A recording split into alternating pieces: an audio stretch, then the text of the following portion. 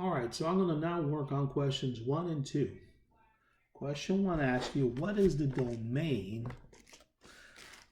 of f of x equals x squared? Well, assuming this guy grows this way forever and this guy grows this way forever, imagine if you could take this graph and kind of squish it on itself. Of course, I'm not being able to squish it on itself, but if you could, oops, that's not what I wanted to do.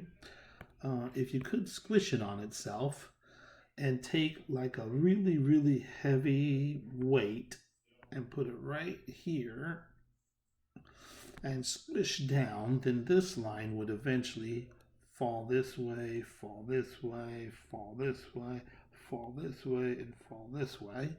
This line would fall this way, fall this way, fall this way, and fall this way, until eventually you get to a point where this one black line just sits right there, pretty much on the x-axis, and it points this way and it points this way. So, again, if this arrow is pointing this way, doesn't it point to negative infinity? And if this arrow points this way, doesn't it point to positive infinity? So in other words, what we're really saying is the domain consists of everything out there possible. We refer to that as all real numbers. Okay, so that would be question 1. Now let's take a look at question 2. For question 2, we're going to pretty much repeat the same process, except this time what we're going to do is we're going to take, and let me erase the rest of this too.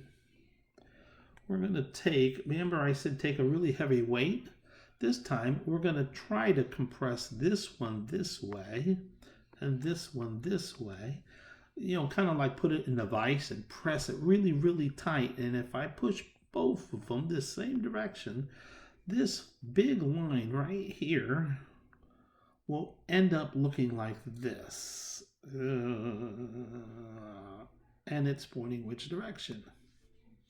Okay, so that means my range really doesn't start till I hit right here, but then it goes this way forever and it never ever stops. So for my range, I have to remember that if I don't want anything down here, then I'm only looking for things up here. So this starts at 0 and it goes all the way as high as possible. And what's way the heck up here? Well, it's positive infinity.